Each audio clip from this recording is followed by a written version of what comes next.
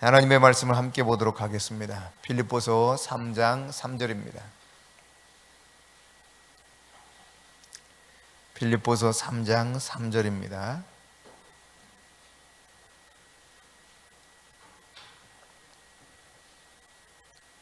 함께 하나님 말씀을 받들겠습니다. 하나님의 성령으로 봉사하며 그리스도 예수로 자랑하고 육체를 신뢰하지 아니하는 우리가 곧 할례파라. 아멘. 네, 계속해서 우리가 예배에 대해서 함께 살펴보고 있습니다.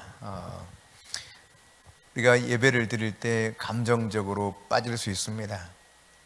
또 마치 대중오락 수준에 따라서 어떤 흥에 겨워서 예배할 수도 있을 것입니다.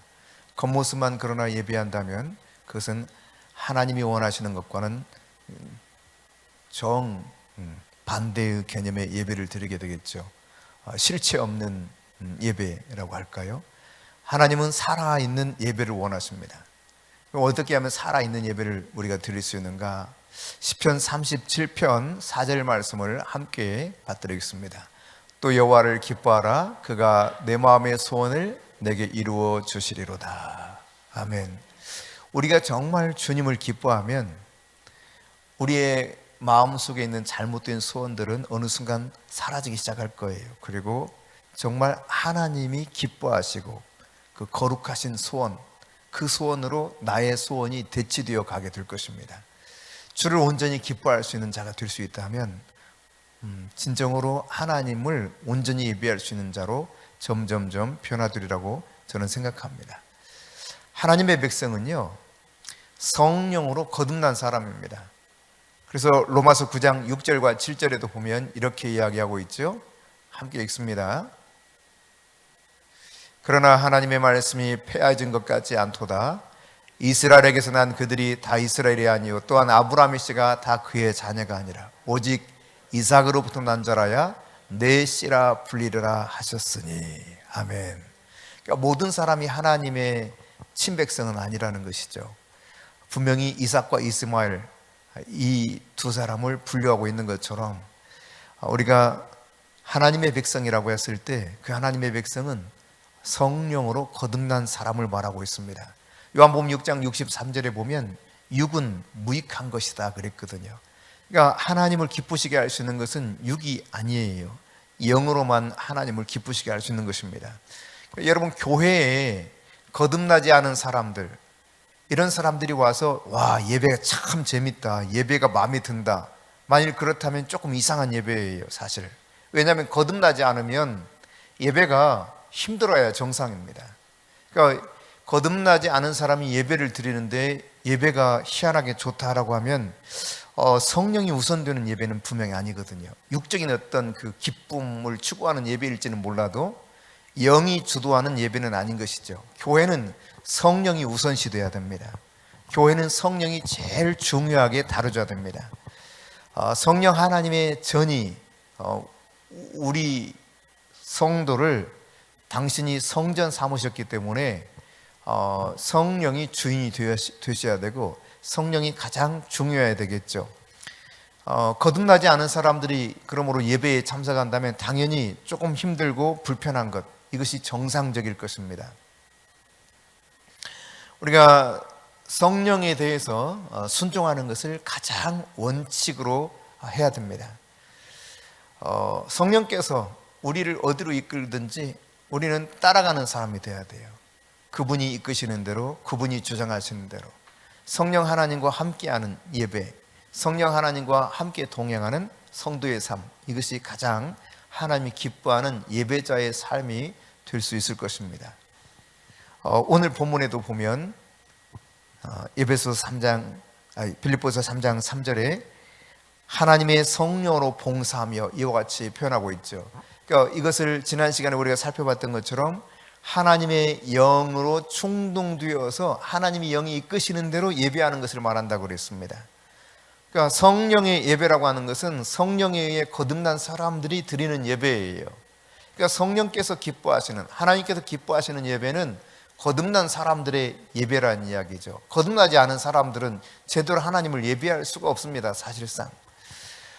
그래서 우리가 성령에 의한 예배를 드린다고 했을 때 거듭난 사람들이 할 수 있는 모든 것을 의미한 것입니다.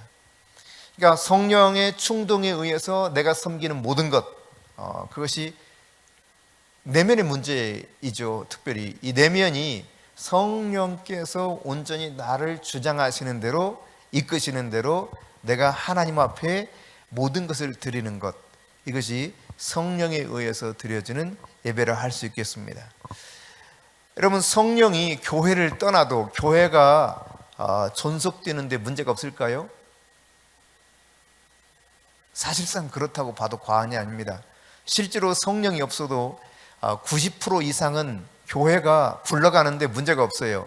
거의 조직으로 굴러갑니다. 그냥 조직만 잘 세워져 있으면 교회라고 하는 어떤 커뮤니티, 이 공동체는 그냥 굴러갈 수는 있어요. 겉보기에는 문제가 없는 것처럼 잘 갈 수 있습니다. 세상에서는 정말 잘하고 있다, 멋지다, 이렇게 칭찬받을 수 있는 교회도 될 수 있습니다. 정작 성령이 주장하지 않는 일을 하면서도 그렇게 될 수 있다는 이야기 얼마든지 가능합니다. 근데 예배도 마찬가지거든요. 사실 예배도 성령이 없이 가능해요.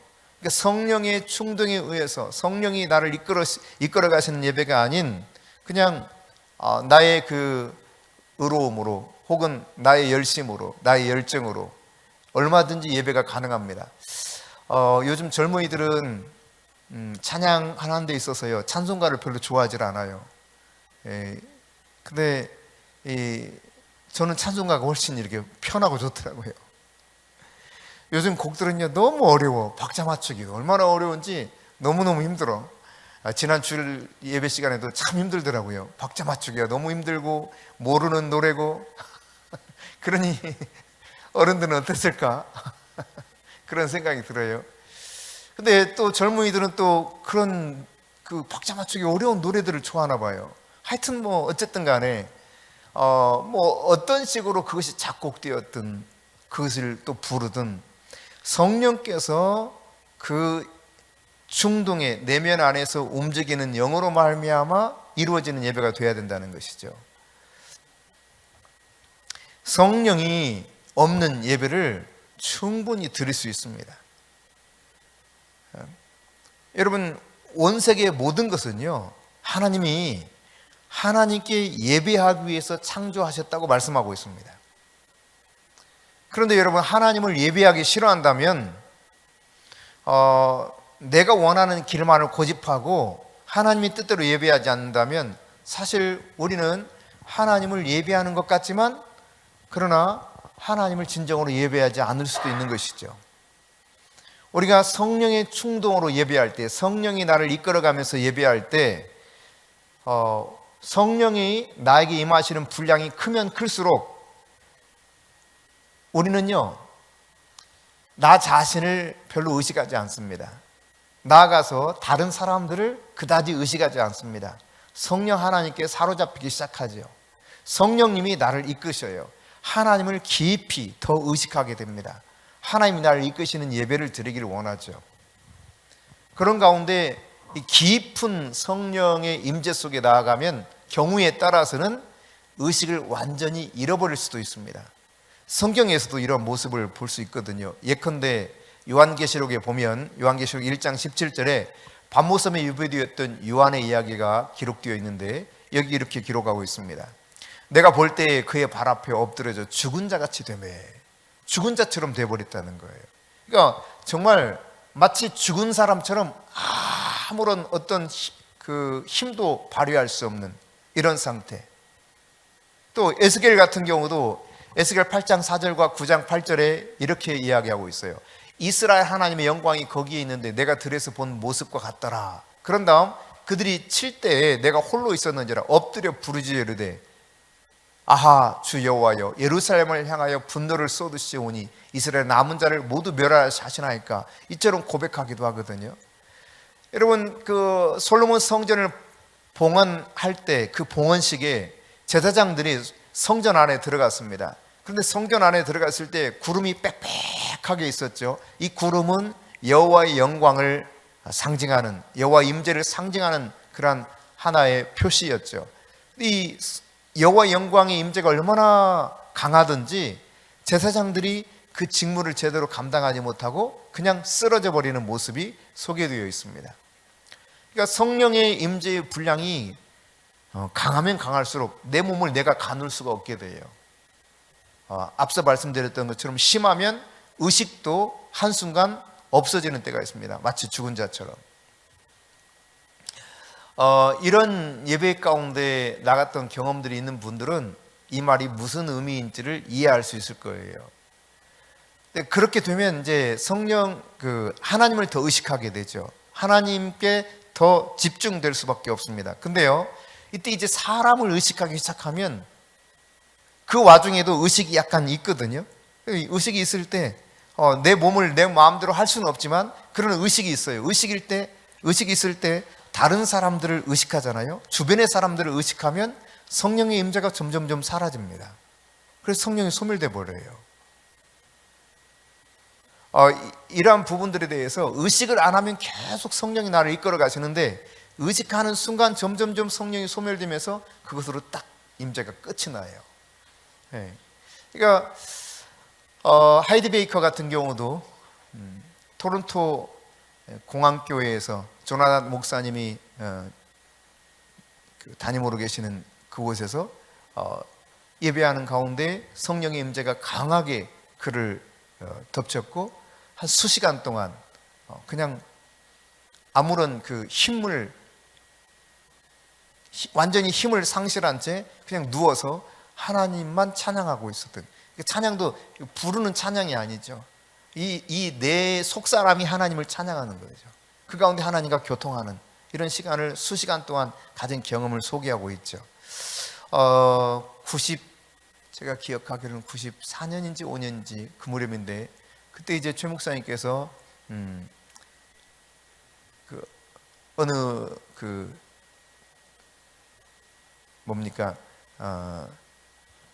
성령이 강하게 임하는 그런 집회 현장에 가셨다가 1시간 동안을 쓰러져 있었어요. 1시간 동안. 그때 둘째 수근이를 임신하고 있을 때인데 떼굴떼굴 구르면서 통곡하면서 그러다가 힘이 없어가지고 일어나지 못하고 그 가운데서 1시간 이상을 그렇게 쓰러져 있었던 경험이 있었습니다. 물론 저는 그때 동행하지 않았습니다. 나중에 그냥 들은 이야기예요. 근데 사실 제가 그런 경험이 없었기 때문에 여기에 대한 이해가 별로 없었어요. 그 가운데 예배하는 것이 무엇인지, 왜 그렇게 쓰러지는 것인지 정확하게 이해할 수 없더라고요. 그러나 상당한 세월이 흘러서 제가 주님의 임재를 사모하면서 나가기 시작했을 때 성령께서 저를 그렇게 쓰러뜨리시더라고요. 쓰러뜨리시고 이제 그 쓰러진 상태 속에서 힘이 쭉 빠지게 하는 것이죠. 그런 가운데 하나님의 임재 속에서 하나님을 속사람이 찬양하는 가운데 있는 겁니다. 그런데요, 여러분, 그런 여러 차례의 경험들이 있는 가운데 사람을 의식하기 시작하면 아까 말씀드렸던 것처럼 이 임재가 점점 사라져요. 그리고 그것으로 끝이 나버립니다. 벌떡 일어나기도 하죠. 그렇게 되면 아마 여러 사람들이 그런 경험을 했을 거예요. 여러분이 성령의 충동으로 예배할 때 사실 우리 자신은 아무것도 하지 않게 돼요. 성령께서 나를 이끌어 가시는 거예요. 성령께서 온전히. 요한복음 6장 63절 육은 무익하니라. 육은 무익하니라. 빌립보서 3장 3절에도 육체를 신뢰하지 않는 부분에 대해서 이야기하고 있습니다. 그러니까 육체로 하나님을 기쁘시게 할 수 있는 것이 아닙니다. 미국의 이제 제2차 대각성 운동 같은 경우는 제1차 대각성 운동 같은 경우는 조지 필드나 조나단 에드워드 같은 유명한 목회자들이 주도했습니다. 그러나 제2차 대각성 운동 같은 경우는요, 그냥 평범한 사람이 주도했기 때문에 그다지 이름이 알려져 있지 않아요. 그런데 이때 당시에 1800년 어느 주일 아침에 성령에 이끌려서 사람들이 하나님께로 나오기 시작했습니다. 한 기록에 의하면 15,000명 정도가 하나님께 모여서 예배하기 시작한 거예요. 성령이 이끄시는 예배 속에 깊이 나아가게 되었습니다. 그런데요, 이 예배가 계속 쉬지 않고, 그러니까 24시간 쉬지 않고 언제까지 예배를 드렸느냐? 수요일까지 예배를 드린 거예요. 그러니까 24시간, 48시간 한 거의 뭐 6, 70시간 정도 계속 쉬지 않고 예배를 드린 기록이 나와 있습니다. 근데 이 예배 가운데 성령의 임재가 얼마나 강했던지 쓰러져서 의식을 잃은 사람만 하더라도 500명. 마치 죽은 사람 같았대요. 근데 이 사람들이 다시 의식이 돌아오거든요. 전체가 멀쩡하게. 예. 성령의 임재가 얼마나 강한지. 그러니까 하나님의 영에 의해서 우리가 예배한다고 했을 때 깊은 차원으로 들어가게 되면 사실 사람들이 이것을 다 환영하면서 받아들이느냐? 그렇지 않은 사람들이 훨씬 많이 있습니다. 오히려 이해하지 못하는 사람들이 많죠. 몇몇 사람들은 감동을 받지만 그렇지 못한 사람은 전혀 감동이 없어요. 도리어 이상하게 여겨져요. 저희가 개척에서 초창기 예배를 드릴 때는 보통 2시간 30분에서 3시간 정도 예배를 드렸습니다. 그런데 그 예배 중에 하나님의 임재가 너무 강했기 때문에 그냥 가만히 있어도 그 임재가 느껴지고, 또 임재가 더 강하면 뭐 정말 쓰러져서 불이 떨어지기 때문에 떼굴떼굴 막 교회당을 굴러다녔어요, 성도들이. 근데 어느 날 저는 잘 모르는데 저의 먼 친척들이 제가 개척했다는 소식을 듣고 와서 예배를 드리러 2분인가 3분인가 오셨어요. 저는 얼굴도 모르는 분들이에요. 근데 그분들이 결국 가서 그분들도 이제 성령을 체험했다는 분들이었는데 본인들이요 못 견디기 힘들었대요. 그런 표현을 했다고 저에게 들려오더라고요. 근데 이해해요.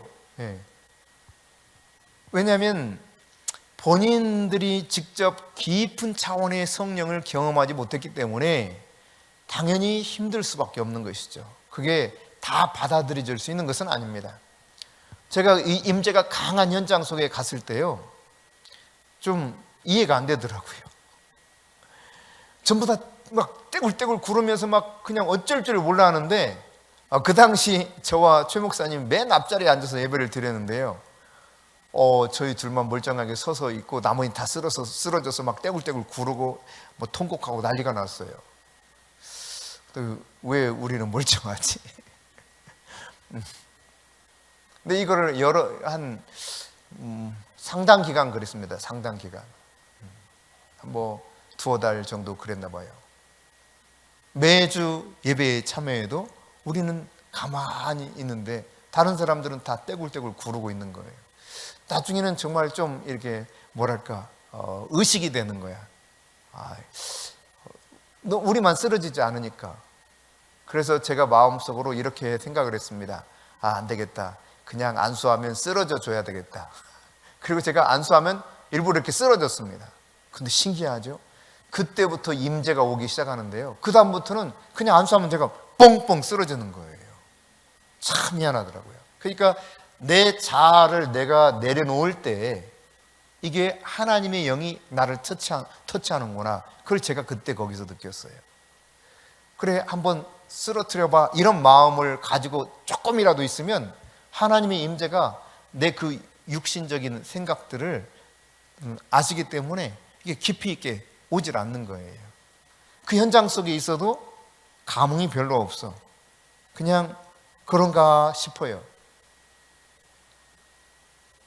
근데 너무나 이 기간이 길어지면 좀 그래서 쓰러져 주자 하고 쓰러지는 그 다음 때부터 하나님의 임재가 저에게 느껴지고 오기 시작하는 것을 제가 경험하게 되었습니다.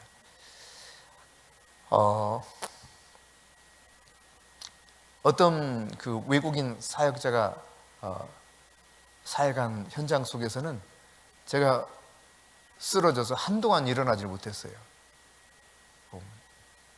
그 임재가 너무도 강해서. 어쨌든 여러분, 하나님의 성령이 임하실 때 모든 사람의 마음속에 야 저거야 이런 확신이 드는 것은 아니에요. 성령의 역사를 경험하는 사람들 모두가 동일하게 그 성령의 역사를 경험하는 것도 아닙니다. 현장 속에 있는다고 할지라도. 제가 그랬던 것처럼 마찬가지예요. 그러나 여러분, 성령은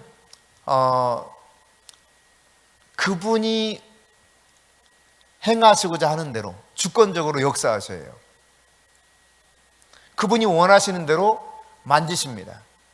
그러니까 내가 간절히 원해도 때로는 성령이 나를 터치하고 나를 만져주지 않으실 때도 있습니다. 성령은 그분이 주권적으로 행하시고 역사하시는 분이셔요. 우리가 간절히 구하는 것도 필요하겠지만 그분의 은혜가 필요한 것이죠. 구원에 대한 성령의 주권에 대해서는 우리가 인정하죠. 거의 대부분 예수 믿는 사람이라면. 그런데 예배에 대한 성령의 주권에 대해서는 거의 모든 성도들이 잘 인정을 안 하려고 해요. 자기가 오랫동안 드려왔던 예배의 모습이 진짜 정통 예배인 것처럼 생각하는 거죠. 그렇지만 예루살렘 교회가 탄생할 때부터 성령께서 주도적으로 역사하셨고 그 성령이 역사하는 예배 가운데는 어마어마한 일들이 일어났었죠. 불의 혀처럼 갈라진 혀처럼 불이 각 사람 위에 임하면서 그들은 강한 바람 같은 성령을 맞아서 명확하게 기록되어 있지 않지만 그 강한 바람 같은 성령이 임했다고 하는 것은 쓰러졌다는 것과 거의 동일한 표현입니다. 그러면서 그들이 영어로 방언으로 기도하기 시작하죠. 이런 모습들을 소개하고 있는 것이 첫 번째 교회에 탄생했던 모습이었습니다. 여러분, 우리가 예배할 때 성령이 나를 계속 이끌어갈 수 있도록 나 자신을 철저하게 맡기는 태도가 굉장히 중요합니다. 성령이 여러분을 이끌어 가시거든 그때부터는 옆 사람을 그다지 신경 쓰지 마세요. 옆 사람 신경 쓰면 제가 말씀드렸던 것처럼 성령의 임재가 점점 소멸되기 시작해요. 그러나 내가 성령께 집중하면 성령의 임재가 점점 강해집니다. 물론 그 강도나 혹은 길이, 시간이나 이런 것들은 내가 주장할 수 없는 것이죠. 그분이 주도적으로 역사하시는 것이기 때문에 그분이 하시지만 내가 옆 사람을 신경 쓰면 성령이 나에게서 점점 소멸되면서 내가 받을 축복을 내가 놓쳐버려요. 뿐만 아니라 사실상 옆 사람의 축복도 내가 받지 못하게 하는 결과를 만들 수도 있습니다. 그러므로 여러분이 성령이 강하게 여러분 안에 임재하시거든 다른 사람 신경 쓰지 마시고 하나님의 영에 이끌려서 예배를 드릴 수 있기를 바랍니다. 그러나 성령께서 강하게 역사하는 현장 속에 똑같이 있어도 말씀드린 것처럼 반응은 각각 다를 수 있다는 사실이에요. 예컨대 여러분, 성령이 얼마나 강력하게 임했던지 죽은 자가 살아났습니다. 그러면 죽은 자가 살아났을 때 모든 사람이 동일한 반응을 보일까요? 절대 그렇지 않습니다. 그것이 이제 요한복음 11장 45절 46절에 나타나 있어요. 자, 같이 한번 읽어보겠습니다. 마리아에게 와서 예수께서 하신 일을 본 많은 유대인이 그를 믿었으나 그 중에 어떤 자는 바리새인들에게 가서 예수께서 하신 일을 알리니라. 이 말은 무슨 말이냐면 그 이후에 어떻게 됩니까? 나사로 때문에 예수 믿는 사람들이 많아져서 사람들이 예수님과 나사로를 싫어하고 핍박하기 시작하거든요. 그러니까 여러분, 성령이 얼마나 강력하게 역사했던지 그 현장 속에서 죽었던 나사로가 그것도 나흘이나 되었는데 죽은 지 나흘이나 되었는데 살아났단 말이에요. 얼마나 놀라운 역사입니까? 그렇게 강력한 성령의 임재가 있었음에도 불구하고 사람들의 반응은 이 나사로 때문에 예수를 믿는 사람도 있었지만 이 일로 말미암아 나사로도 싫고 예수도 싫은 사람이 있었다 이 말입니다. 이처럼 성령이 강하게 역사하는 현장 속에 있어도 반응은 천차만별이에요. 천차만별. 그러므로 여러분이 성령의 그 임재 속에서 예배할 때 여러분의 생각으로 막 추측하고 판단하고 비판하는 일, 여러분이 절대 그런 일을 해서는 안 됩니다. 내가 알지 못하는 영역이 너무 많아요. 성령님이 하시는 일은 다 측량할 수가 없어요. 하나님이 하시는 일을 어떻게 다 이해할 수 있습니까? 만일 우리가 하나님이 하시는 일을 다 이성적으로 이해하고 판단할 수 있다면 우리가 하나님이지, 우리가. 그렇잖아요? 내가 하나님이지.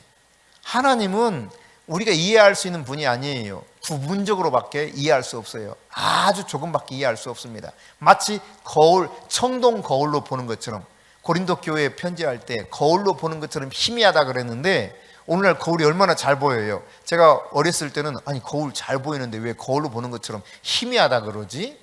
그 당시 거울을 내가 생각 못했던 거예요. 그 당시는 청동 거울이야. 청동 거울. 얼마나 희미합니까 여러분? 그 희미하게 보이는 게 다야 인간이 알 수 있는 게. 얼굴과 얼굴을 맞대어서 보는, 그래서 명확하게 아는 때는 언제냐? 하나님 나라 갔을 때예요. 주님이 다시 오셔서 우리가 천국에 갔을 때야 비로소 깨달아지는 것들이 너무 많다는 이야기입니다. 요한계시록에 나타난 천국에서 예배를 보십시오. 천상에서 예배. 우리는 상상하기 어렵습니다. 여러분, 천상에 있는 존재들도요 너무 이상한 생물이에요. 막 눈도 얼마나 많은지 몰라. 사방에 눈이 달려 있어. 징그러워 죽겠어. 이게 근데 천사예요. 천사. 우리 천사는 막 너무 예쁜 그림을 상상하잖아요. 근데 우리가 상상하는 천국과 다른 모습인데, 그러나 너무나 아름다운 그런 예배가 있는 곳이죠. 그 예배하는 가운데 찬양의 소리가 어떻습니까? 얼마나 그 찬양 소리가 큰지 많은 물소리 같다 이 말이에요. 많은 물소리. 어마어마하게 쏟아지는 폭포 소리처럼. 사실 우리나라에는 그런 그 웅장한 폭포가 가히 별로 없기 때문에 그런 소리들을 도대체 상상하기 어려운데, 사실 그 성경의 저자가 인간의 언어로 표현을 해서 그렇지 우리가 상상할 수 없는 엄청난 찬양이라고 생각이 돼요. 그것을 어떻게 표현할까? 인간이 이해할 수 있는 단어로. 요한은 많은 물소리다 이와 같이 표현했는데, 뭐 이과스 폭포나 나이아가라 폭포나 이런 데 가서 그 많은 물소리가 어떤 것인가 경험해 보면 하늘나라의 찬송 소리가 이렇겠구나 조금 이해가 되지 않을까 싶습니다. 여러분, 영국의 부흥이 일어났을 때 대단했거든요. 1904년 영국 부흥이. 그때 웨일즈 부흥이 일어났을 때 이반 로버츠라고 하는 사람이 부흥의 주역이었었는데, 이 부흥으로 말미암아 술집들이 막 문을 닫았어요. 그러니까 퇴폐적인 문화들이 싹 사라지기 시작했습니다. 어마어마한 변화가 왔습니다. 영국만 그런 이 부흥의 불이 온 것이 아니라 이 불길이 인도로, 그리고 저 미국으로, 그리고 우리나라에도 들어오게 되었거든요. 그래서 우리나라 1907년에 평양 대부흥이 일어났던 거 아닙니까? 그럼 전 세계를 강타했던 이 부흥이 이반 로버츠로부터 시작되었는데, 이반 로버츠가 계속 기도하면서부터 시작된 거예요. 성경이 있고 기도하면서. 근데 이반 로버츠가 그러면 이런 부흥의 불길을 일으켰기 때문에 모든 사람이 다 존경하느냐? 천만에요. 그렇지 않아요. 엄청난 비난을 받았어요. 수많은 사람들이 이반 로버츠를 그 당시에 아주 이상한 사람으로 몰아붙였습니다. 그뿐만 아니라 미국의 제1차 대각성 운동을 했던 조나단 에드워드나 혹은 조지 필드 목사님 같은 경우도 이 시대에 새롭게 조명이 되어서 정말 위대한 영적 지도자라고 칭송받고 있지만, 그러나 그 시대 속에서는 수많은 욕을 먹었어요. 비난을 받았어요. 이해하지 못하는 거예요. 그러니까 우리나라의 그 성령의 그 어마어마한 그 영적 파도가 몰려오게 했던 하나의 그 계기는 물론 과거 말고 근대에 들어서요. 그 계기는 1990년대 초반에 있었던 캐나다 토론토 공항교회 에어포트 처치에 이 빈야드의 물결이 우리나라에도 같이 사실 전 세계에 흘러갔습니다. 전 세계에 흘러가서 지금까지도 계속 그 영향 속에 있거든요. 예컨대 알파코스를 주도했던 니키 건불 목사님 담임하고 있는 HDB 교회 홀리 트리니티 HDB 브롬폰튼, 이 교회 같은 경우도 역시 동일한 그 영적 흐름 속에 있거든요. 뿐만 아니라 웨스트민스터 처치의 그 마틴 로이드 존스 목사님의 후임으로 왔던 R.D. 켄달 목사님 같은 경우도 역시 동일한 은혜를 누리면서 성령을 깊이 깨달았던 사람으로 영국에서 목회했던 대표적인 그런 뛰어난 목회자 중에 한 분입니다. 신학자, 학자이자 목회자이죠. 근데 이렇게 이 빈야드의 물길이 전 세계에 강타하면서 많은 영향을 끼쳤는데 우리나라 역시 마찬가지였어요. 그게 이제 뭡니까?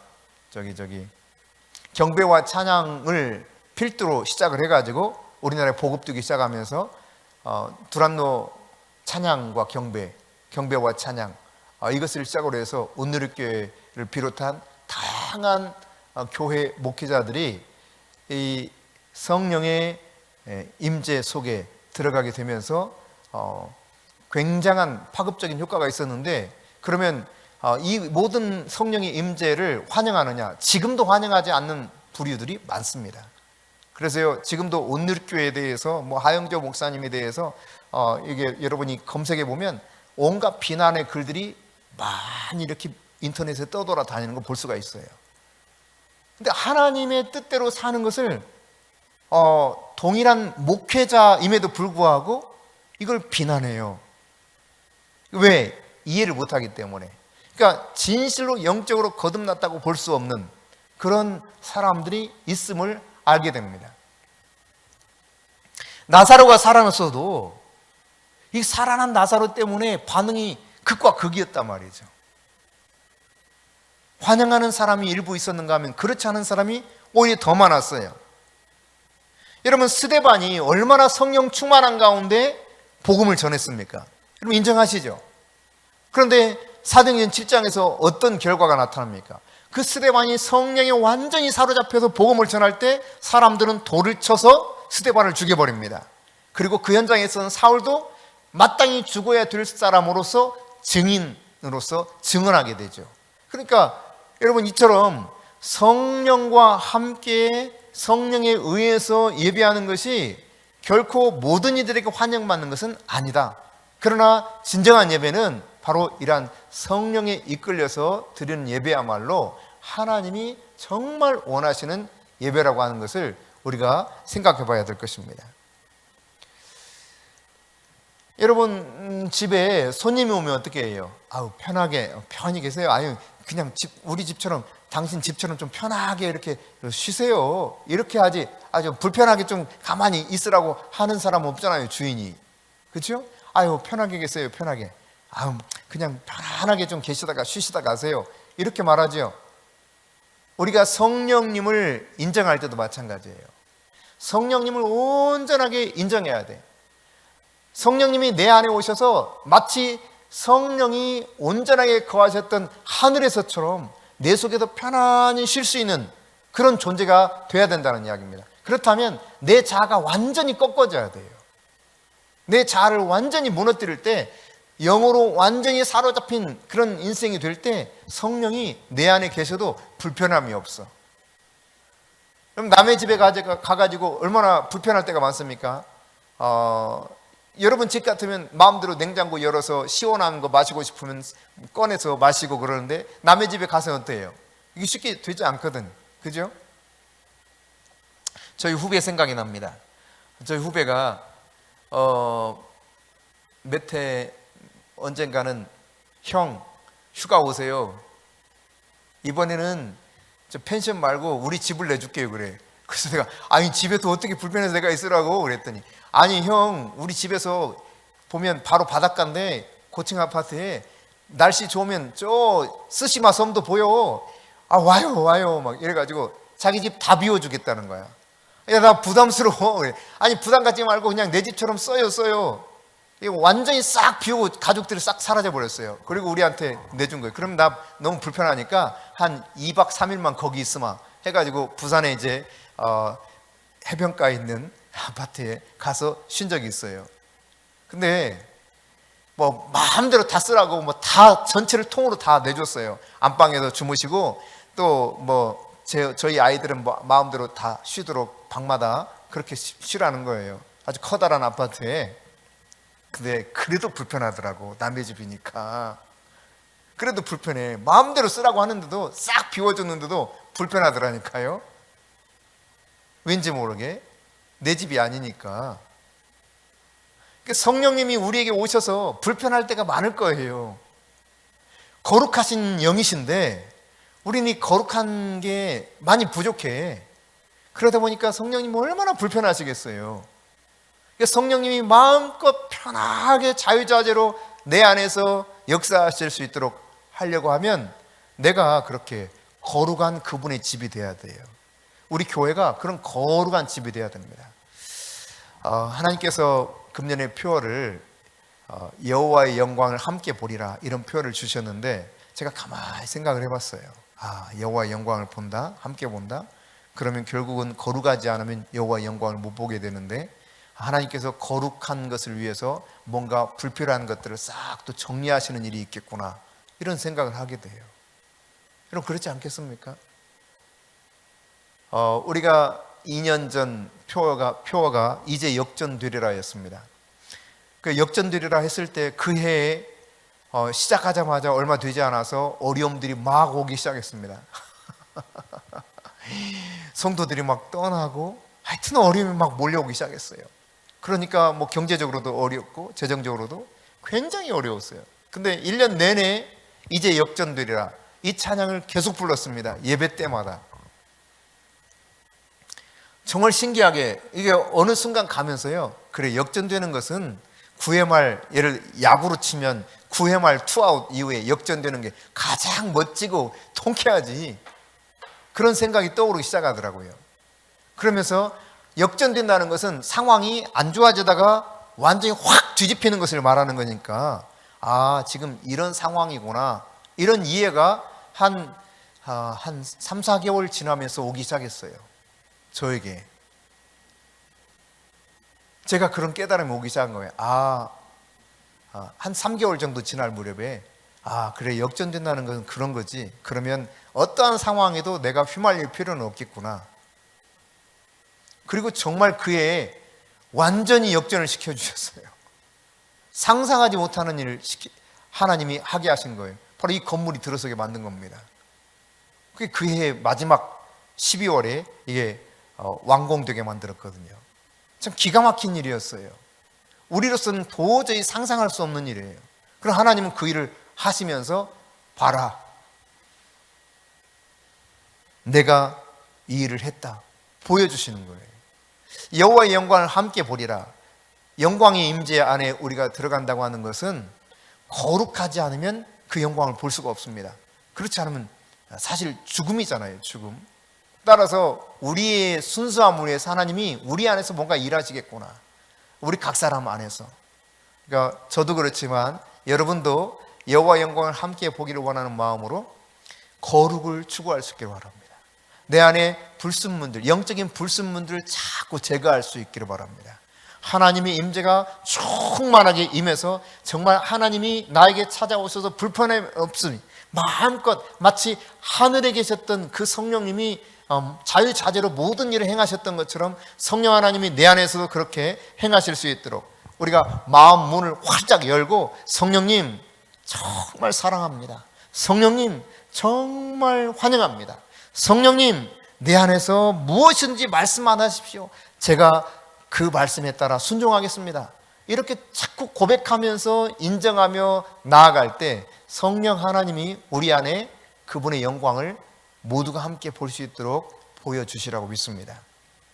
여러분이 계속해서 이 성령님을 인정하시고 환영하시고 사랑할 수 있기를 바랍니다. 성령이 말씀하실 때마다 기꺼이 어떠한 일이라도 순종하면서 여러분의 삶의 변화를 보일 수 있기를 바랍니다. 근데 성령이 나에게 말씀하시는 것을 내가 듣는 것이 불편할 때가 많아요, 사실. 왜냐하면 이 육신은 말이죠, 편하게 사는 것을 굉장히 좋아하거든. 육신은 편한 걸 좋아해요. 근데 성령님은 나를 편안하게 가만히 놔두진 않아요. 하나님이 이끄신 대로 사는 것은 결코 순탄한 인간적인 평탄한 삶이 아닙니다. 좁은 길이에요, 좁은 길. 십자가의 길이에요. 그러나 그것이 또 뭐 죽을 만큼 고통스러운 것도 아니에요. 그 십자가의 길, 평탄하지 않은 좁은 길인데 하나님의 평강이 넘쳐나. 이게 이제 아이러니 같은 일이죠. 인간이 아무리 어떤 일이 일어나도 정말 주님이 원하시는 대로 따라가면 내 안에 세상이 도저히 이해할 수 없고 세상이 도저히 그것을 줄 수 없는데 내 안에 하나님의 평강이 너무 가득 차서요, 이거를 뭐라고 말할 수가 없어. 그래서 우리가 예배 그 말씀 나누기 전에 찬양했던 것처럼 주님과 동행하는 그 삶을 어느 누구도 알 수가 없어요. 나와 주님만이 알아요. 그거를. 그 친밀한 속에서 오는 그 아름다운 사랑, 그 은혜, 그 임재의 영광, 이거를 주님과 나만 알 수 있는 거예요. 이런 주님의 임재가 여러분 안에 충만하게 임하도록 날마다 성령님을 환영하시고 성령님을 사랑한다고 고백하시기 바랍니다. 성령님 사랑합니다. 한번 같이 해봅시다. 성령님 사랑합니다. 성령님 환영합니다. 성령님 말씀해 주세요. 무슨 말씀이든 제가 순종하겠습니다.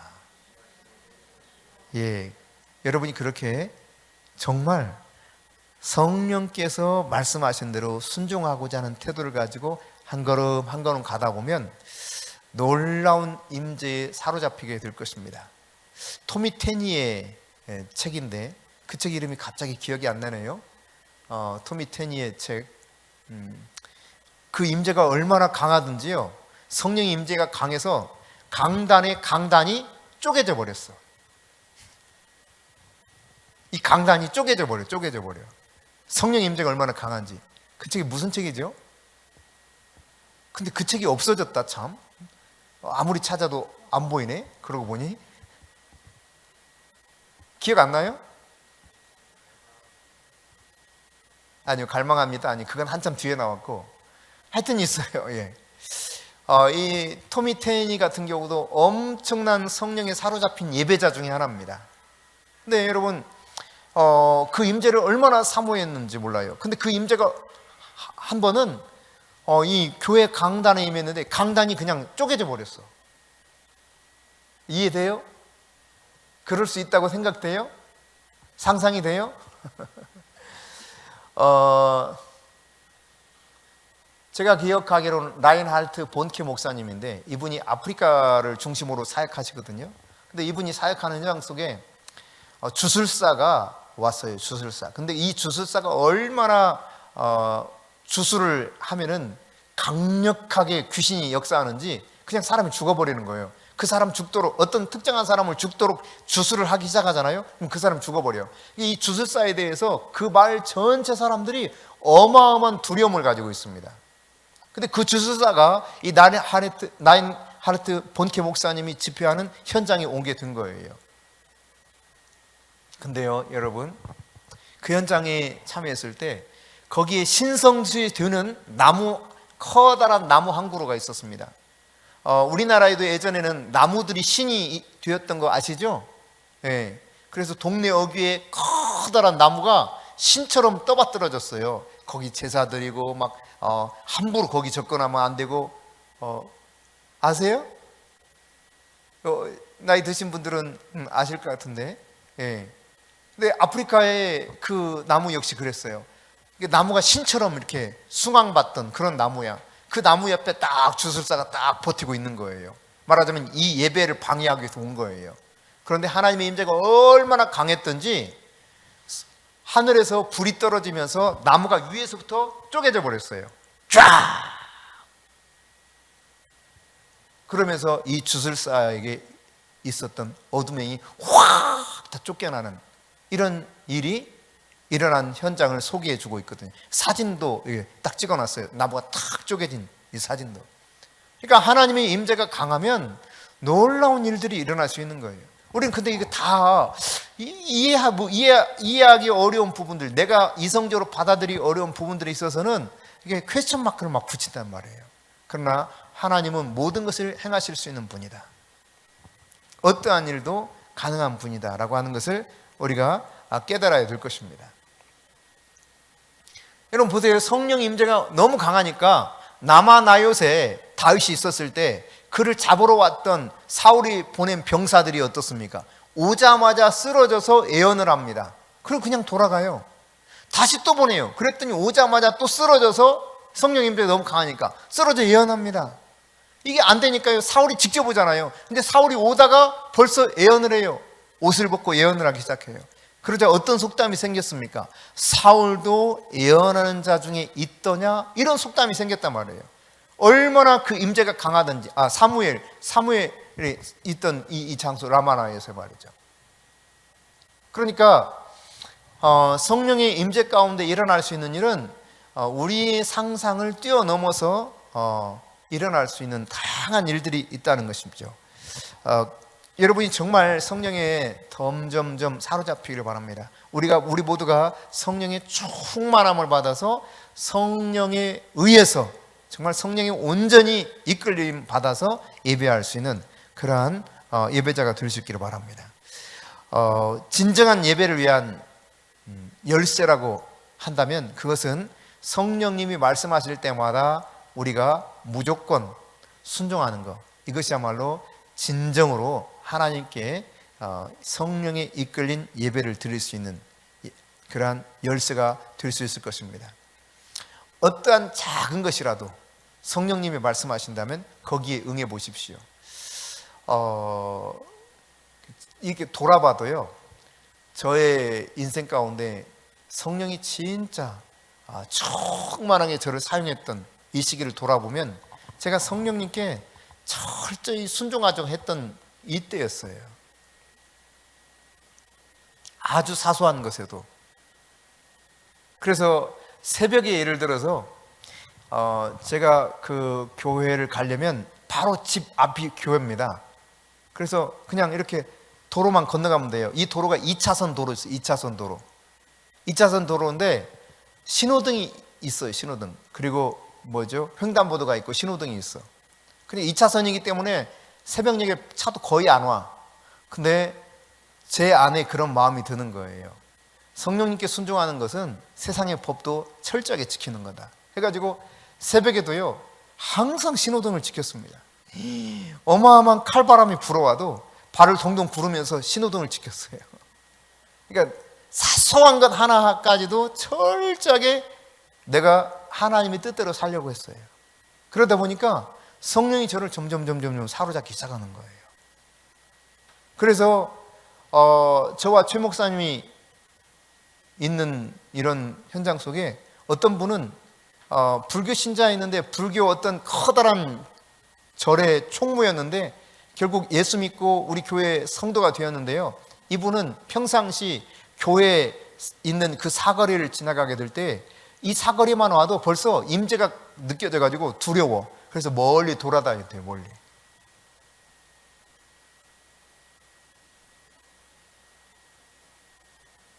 몇몇 사람들은 그냥 앞에만 와도 쓰러졌습니다. 저희들 앞에만 와도 성령의 임재 때문에. 그러니까 제가 돌아보면 그래요.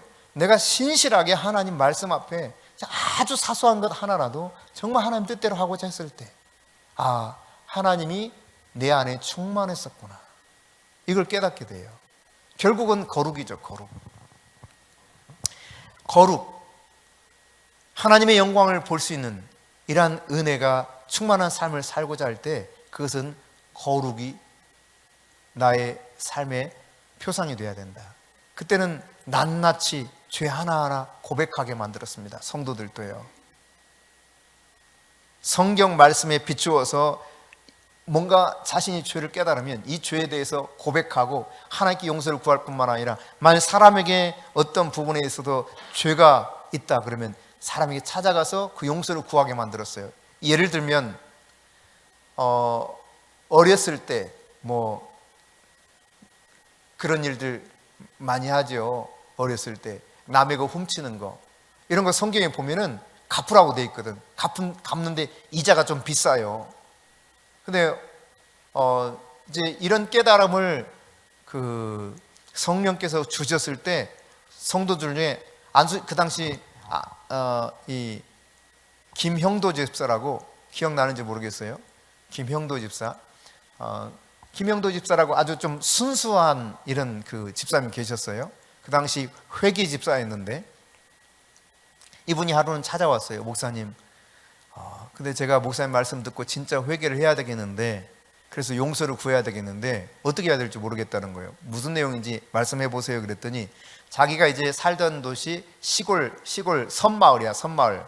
그 섬에서 이제 배를 타고 나와서 이제 다녔기 때문에 배를 장시간 이렇게 타고 가다가 잠든 어르신들 같은 경우 있으면 이렇게 싹 해가지고 호주머니에서 돈을 빼서 쓴 것들이 있다는 거예요, 어렸을 때. 근데 그게 떠오르더라는 거예요, 설교를 듣는데, 말씀을 듣는데. 근데 그 사람 가서 찾아가서 사과하면서 돈을 내가 더 이자를 붙여서 성경에 말씀하고 있는 것처럼 주고라도 사과를 해야 되겠는데, 누군지도 모르겠고 대상을 모르겠다 이거죠. 어떻게 하면 좋겠냐 그래요. 그러면 그거 어떻게 하겠냐, 대상을 모르는데. 그럼 하나님 앞에 그것을 들으면서, 하나님 이런 부분들에 대해서 제가 낱낱이 회개합니다 하고 그렇게 해라 했던 적이 있어요. 예. 그러자 이 사람 안에서 첫 번째로 귀신이 떠나갔습니다. 그 장년들 중에서는요, 이 사람에게도 첫 번째로 귀신이 딱 떠나갔어요. 한 15명, 20명 정도 이제 모여서 기도하는데, 첫 번째 그분에게서 이렇게 어둠이 확 떠나가는, 막 펑 쓰러지면서. 그러니까 정말 진실하게 하나님 말씀에 입각해서 순수하게 반응하면서 하나님 뜻대로 살고자 했을 때 하나님이 찾아오시는 거예요. 변화시켜 주시는 거예요.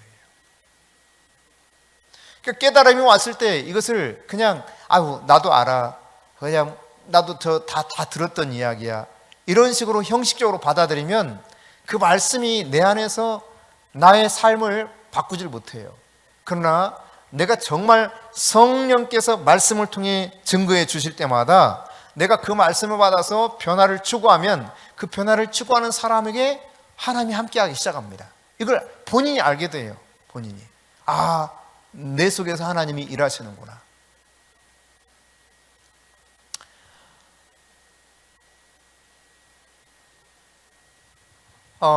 제가 성령이 저를 찾아오셨을 때, 강하게 찾아오셨을 때 나도 모르게 그냥 고백되었던 것은 그거였습니다.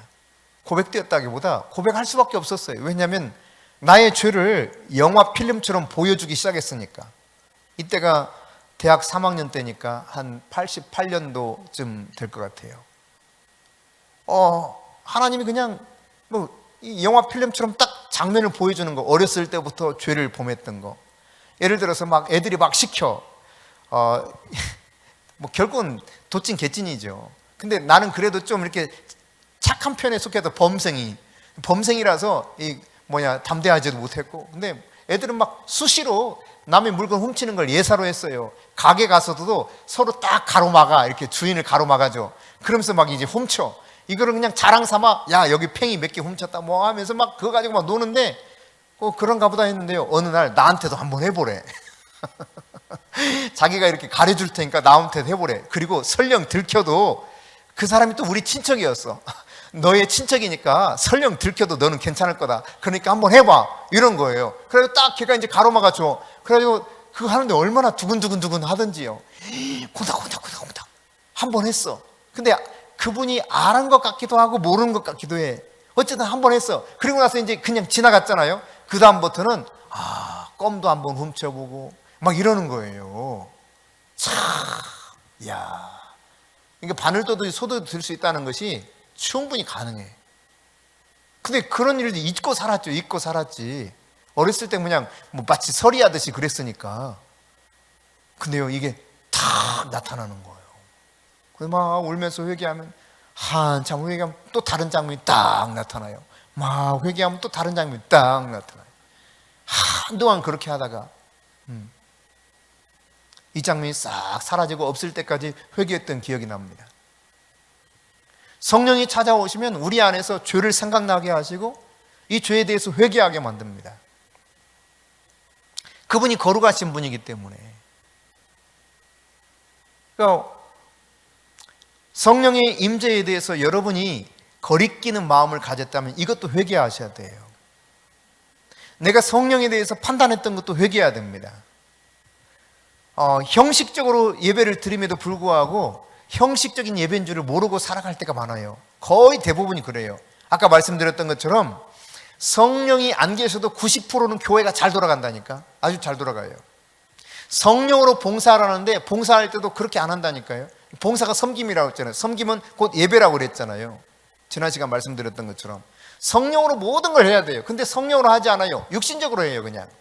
그랬다가 육신적으로 하다 보니까 안 알아주면 속상해. 그래서 삐져. 또 어떤 사람 조금 알아주면 왜 그 사람만 알아줬냐고 그래. 섭섭이 귀신이 들어가가지고 막 서운해. 찌그락짜그락 해요. 그래, 에이 나도 안 해. 몰라. 이렇게 되는 거예요. 근데 성령으로 봉사하면 그게 아니야. 내가 아니라 그분이 시키는 대로 하기 때문에 오히려 모를 때 기쁨이 더 충만해. 아멘. 여러분 이해되시죠? 아마 공감하실 거예요. 성령께서 내 안에서 나를 막 영으로 충동해서 무언가를 하게 할 때 하는 그 기쁨, 사람들이 모를 때 더 기뻐. 알면은 왠지 쑥스러워. 모를 때 더 기뻐요. 내가 섬기는 기쁨이 있어요. 내가 봉사하는 기쁨이 있다 이 말이에요. 그게 영으로 예배하는 거예요. 우리가 모여서 예배할 때도 마찬가지입니다. 성령이 나를 이끄시는 대로 내가 예배하는 거죠. 사람들 의식하지 않고. 여러분, 하나님의 은혜를 혼자 누리는 것을 좋아하는 사람이 있을 수 있습니다. 그러나 여러분, 혼자 하나님의 은혜, 성령의 임재를 누리는 것보다 함께 예배할 때 성령의 임재와 은혜는 훨씬 강합니다. 만일 그렇지 않은 사람이 있을 수 있는데, 그렇다면 여러분 자신을 한번 다시 생각해 봐야 돼요. 왜? 분명히 성령으로 거듭난 사람이요, 우리는 사랑을 해야 될 사람이에요. 그래서 우리는 사랑을 표현하는 사람이에요. 그런데 함께 모여서 서로 사랑해야 되는데 더 성령을 추구해야 되는 사람들이 모였기 때문에 이 불이 붙기 마련인데, 더 뜨거워지기 마련인데, 내가 함께 모일 때 더 냉랭해진다? 이건 본인에게 문제가 있는 거예요. 틀림없이 하나님이 해결하기 원하시는 무슨 문제가 있는 겁니다. 그러니까 제가 이제 그 예배를 인도하면서 느끼는 거지만, 특별히 하나님은 예배 시간에 하나님이 놀랍게 임재하실 때가 훨씬 많습니다. 아주 강하게 임재하십니다. 개인적으로도 하나님이 임재하시지만 예배 현장에 있을 때 하나님께서 강하게 임재하셔요. 과거에는 저희들 그 성도들에게도 예언 훈련도 시켰습니다. 예언 훈련도. 근데 이 공동체 내에서 예언을 하면 막 예언이 술술 나오다가도 이 다른 데서 하려고 하면 안 돼. 임재하는 현장 안에 있을 때와 다르거든요. 함께 있을 때와 다른 거예요. 그러니까 성령의 임재를 여러분이 추구하면서 함께 예배할 때 더 간절히 사모할 수 있길 바랍니다. 하나님이 그럴 때마다 더 풍성한 하나님의 임재로 여러분 가운데 함께 할 줄 믿습니다. 여러분, 진정한 예배의 절정을 원한다면 하나님께서 이것이 내가 너에게 원하는 것이다 말씀하실 때가 있어요. 그러면 기꺼이 그 순종하는 거, 이게 바로 하나님의 진정한 임재를 경험할 수 있게 되는 거예요. 정말 하나님이 원하시는 예배를 드릴 수 있게 되는 거예요. 하나님이 야, 너 이렇게 했으면 좋겠는데 하는 말씀을 하셔요. 그때마다 순종해 보세요. 하나님께 정말 아름다운 예배를 드릴 수 있게 됩니다. 하다못해 여러분, 우리 청년들이 지난주 토요일 날 같이 말씀을 함께 나눌 때 그런 이야기 하더라고요. 자기들이 그 지난 수요일 예배를 들었던 거를 듣고 온라인상에서 듣고 이걸 같이 나누면서 함께 나눴었거든요. 그걸 듣고 와라. 그리고 한번 이걸 가지고 나누자 그랬는데, 이걸 나누면서 하는 말이 그래요. 마음은 자기도 막 손을 들고 싶대. 진짜 찬양을 마음껏 정말 하나님만 의식하면서 하고 싶대. 근데 사람들이 너무 의식돼 가지고 손을 못 올리겠다는 거예요. 막 마음 안에서는 막 아멘이 나온대요. 그 말씀에 아멘 입이 나오는데 입이 안 벌어진대. 입이. 옆 사람이 어떻게 생각할까? 이렇게 조용한데 내가 아멘하면 어떤 분위기일까? 막 이런 생각이 들어가지고요. 그래서 제가 그랬어요. 하나님을 의식해라. 하나님을. 그래서 이번 주에 한번 내가 지켜볼게. 그랬더니요, 대부분 청년들이 일부 예배를 드리기 때문에 일부 예배 몇몇 청년들이, 그 중에 한두 명은 아직도 이게 입이 안 벌어지는데 그렇게 이야기했던 친구들이 아멘 하더라고요. 아멘. 이 안에서 아멘이 나오는데 못했다는 거예요. 의식이 돼가지고. 사람을 의식하지 말고 하나님을 의식해라. 그리고 그냥 하나님이 이끄신 대로 해라. 손을 들고 싶으면 손을 들고, 춤을 추면서 찬양하고 싶으면 춤을 추고. 제가 과거에 이 성령이 확 사로잡히지 못했을 때는요, 막 춤을 추면서 찬양하는 사람도 있어요. 그럼 내가 이해가 안 되더라. 저 사람들 좀 너무 심한 거 아니야? 막 춤을 추면서 찬양을 해. 어떤 목사님도요, 얼마나 과격한 춤을 추는지 몰라. 우리 1년 선배인가 2년 선배가 그런데 막 춤을 추면서 막 찬양하는데, 야, 근데 그분은 그렇게 오랜 세월 동안 하나님의 성령이 이끌려서 이렇게 예배하는 훈련을 해왔기 때문에 사람이 아무리 많아도 의식을 안 하더라고요. 그냥 자유롭게 막 찬양하면서 예배하고 춤을 추면서. 여자분들이 주로 춤을 많이 추는데 남자 목사님들이 몇 분이 춤을 추면서 예배하는 분들이 있어요. 근데 하여튼 대단하다 싶어요. 어떤 때는 저도 이렇게 춤추고 싶은 생각이 있는데 이게 쑥스러워 아직. 그래서 그렇게까지는 못 하겠더라고요. 근데 막 그분은 그냥 대단해요. 막 쫙 나가서 막 희한한 춤을 추면서 해요. 막 과격하게 막 태권 동작 하는 것 같아. 근데 하나님만 집중하는 거예요. 사람 의식하지 않고. 사람에게 보이려고 하는 것이 아니라 성령이 이끌려서. 처음에는 이해를 못했어요. 저 사람들 뭐야, 좀 미친 것 같다, 이런 생각을 했어요, 제가. 근데 나중에는 그게 그렇구나, 춤추며 예배하는 거구나, 그거를 비로소 나중에서야 인정하게 되더라고요. 그래서 한 목사님 같은 경우는요, 저희 그 신학교 한 7, 8년 후배인데 나이는 저보다 많아요. 근데 그 목사님 같은 경우는 춤으로 예배를 해. 거의 매일 저녁을. 그런데 어마어마한 임재가 있어요. 그 임재 안에 성도는 기껏 해봤자 6명. 그런데요, 이 교회가 다 운영이 다 돼. 하나님이 그냥 공급해 주셔. 희한하게. 춤을 통해서 모든 묶여있던 걸 푸는 거예요. 본인만 그런 것이 아니라 어떤 지역에 가서도, 산에 올라가서도 춤을 추며 예배합니다. 하나님이 시키는 대로.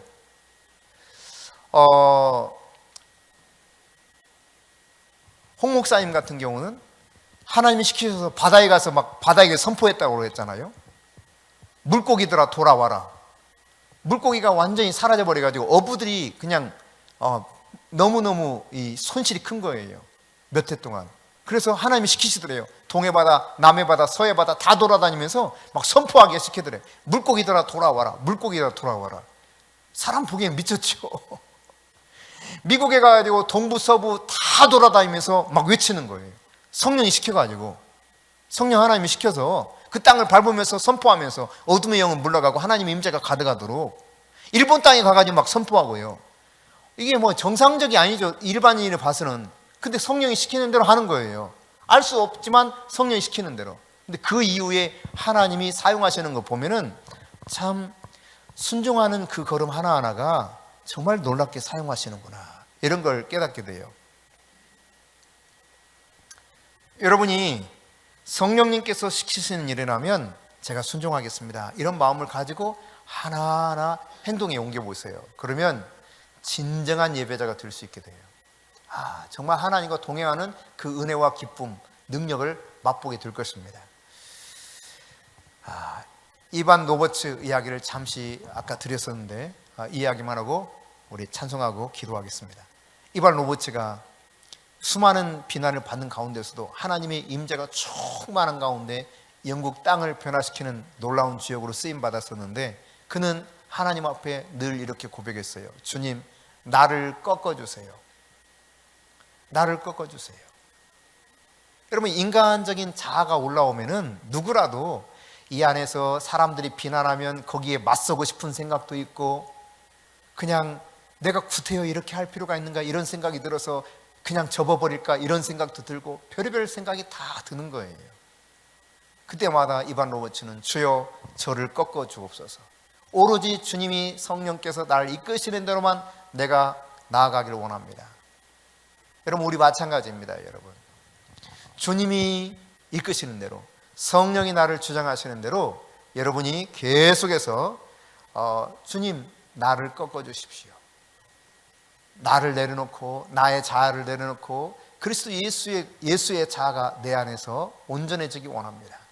하나님이 말씀하시면 내가 무엇이든지 다 순종하고 기꺼이 따라가기를 원합니다. 이런 마음으로 주님 앞에 나아가신다면 여러분을 통해서 여러분이 드리는 예배가 진정한 예배, 하나님이 기뻐하시는 예배, 영광스러운 예배가 될 뿐만 아니라 여러분의 삶을 통해서 하나님이 일하시고 나타내시는 그 영광을 보여주리라고 믿습니다.